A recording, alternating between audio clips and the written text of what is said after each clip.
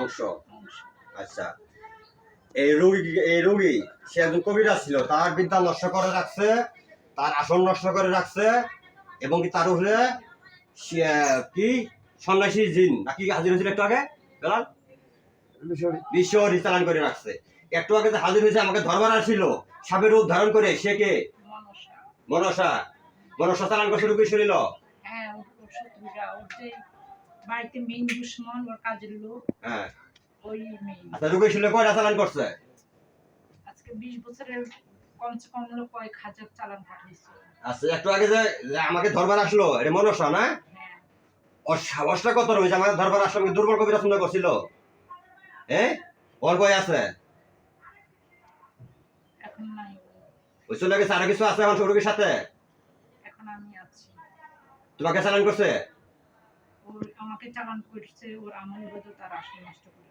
আচ্ছা, এখন যে আমি কাটতাছি, কাটার পরে কি হবে? এখন ওটাতে যে প্রাণ প্রতিষ্ঠা করছে ওটা দাদা শঙ্কর ছাড়া তুমি পারবে না। দাদা শঙ্করকে এখানে ডাকবো আমি? হ্যাঁ। দাদা শঙ্করকে আমি কি রোগীর শরীরে হাজির করবো? হাজির হবে? তুমি এই শরীরে ডাকবো?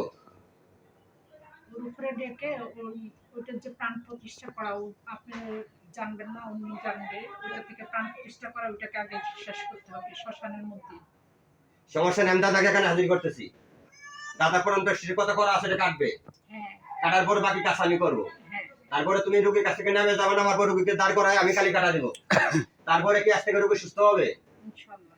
আচ্ছা, আর একটা বিষয় হলো রোগীর শরীরে যে চালান বারবার অনেক চালান করছিল, চালান তো আজ থেকে কাটা শেষ। আরো আছে চালান।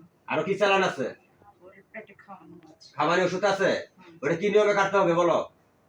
এটা ওকে মানে নাক খুলতে হবে। নাক খুলে বের করতে হবে? আচ্ছা, এটা পরে করতেছি, এটা পরবর্তী ধাপে করতেছি। তাহলে এই কাটার মাধ্যমে, কালি কাটার মাধ্যমে বিদ্যা চালান, আসন বন্ধ নষ্ট করা এবং কি এই রোগী ঘুরে জিন চালান, তিনটে কাটা শেষ হইতেছে। তো আমি আর বেশিক্ষণ থাকবো না। তুমি চলে যাইতেছো?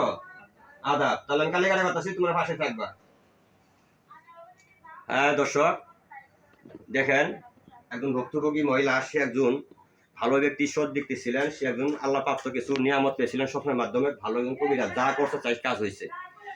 আজ দীর্ঘ 20 বছর ধরে এই মহিলাকে এক কবিরাজের কাছে যা উস্তাদ মানার জন্য, দুনিয়ার একজন উস্তাদ ধরতে হয় আমরা বলে থাকি, এই জন্য উনি এটা মানার জন্য 20 বছর আগে আরেকজনের কাছে গেছে। যাওয়ার পর সে তার এই গুপ্ত ধন তার আত্মসাৎ করার জন্য টাকা লোভ করে তাকে কয়েক লক্ষ টাকা তার কাছ থেকে এই পর্যন্ত খাইছে। খাওয়ার পর তার আসন নষ্ট করে, সে নিজে নষ্ট করে, সে ঠিক করার কথা কয়েক লক্ষ টাকা কাছে ঠিক করতে পারে নাই। এবং অছাড়াও আরো বিভিন্ন জায়গায় গেছে এবং আমার কাছে এসে বলছে যে পরে 20-30টা কবিরাজের কাছে গেছি, শুধু টাকাই গেছে লক্ষ লক্ষ, আমার আসন কেউ ঠিক করতে পারে নাই। আর এই নিয়ম ঠিক করার জন্য, কাটার জন্য একটা নিয়ম আছে, পদ্ধতির নিয়ম অনেকে আসলে সঠিকটা জানে না। অনেকদিন পর আমার কাছে আসছে, ইনশাল্লাহ আমি সর্বোচ্চ চেষ্টা করতেছি। ওনার যে শরীরে জিন চালান করা আছে, মনসা একটু আগে প্রথম আমাদের হতে দেখছেন না, একটু আগে এই মনসা শরীর হাজির হয়ে, কিন্তু ওখান থেকে রোগীর শরীর হাজির আমাকে ধরার জন্য, মারার জন্য, সাপের রূপ ধরে আমাকে রূপ ধরার জন্য চাপ দেওয়া, গলা চাপ দিয়ে ধরার জন্য আসছিল। প্রতিদিনও করতে আমি হত্যা করতে বাধ্য হয়েছি, কিছু করার ছিল না আমার। রোগী সুস্থ করতে হবে। করার পর আমি আসন থেকে জানছি কি নিয়মে কালি কাটা করতে হলে রোগী সুস্থ করা সম্ভব। পরবর্তীতে এই ওনার শরীরের বিদ্যা নষ্ট করার আছে, ওর আসন নষ্ট করা আছে, প্লাস ওনার শরীরের দুষ্ট জিন চালান করা আছে, ওনাকে অসুস্থ করে রাখছে, পাগল বানায় রাখছে। যাই হোক, মাঝে মাঝে একটু ভালো থাকে, আমার সন্ধান পাওয়ার পর উনি আমার কাছে আসছে। ইনশাআল্লাহ আমি সর্বোচ্চ চেষ্টা করে ওনাকে আমি এই কালি কাটা দিয়ে ঠিক করে দিতেছি। আল্লাহ পাক যেন ওনাকে সুস্থতা দান করে এবং কি সেই পূর্বের মতোই যেন স্বাভাবিকভাবে একজন শক্তিশালী কবিরাজ হয়ে উঠতে পারে, মানুষের সেবা করতে পারে। উনি কিন্তু ভালো একজন সৎ ব্যক্তি ছিলেন, মানুষের সেবা করছে, এটা আমি প্রমাণ পাইছি আমার এখানে আসার পর। যাই হোক, ওনার শরীর একটু আগে ভর হয়েছিল, মা কালী আত্মা প্রতিষ্ঠিত করা আছে এখানে। আমি এটা নিয়মটা, সে নিয়ম অনুযায়ী আমি কাজটা করতেছি। যদি এরকম ভুক্তভোগী কেউ থাকেন অবশ্যই যোগাযোগ করতে পারেন। ভিডিও লং করবো না, মা করবো না, আদান করবে। সবাই ভালো থাকেন, সুস্থ থাকেন, আল্লাহ হাফেজ।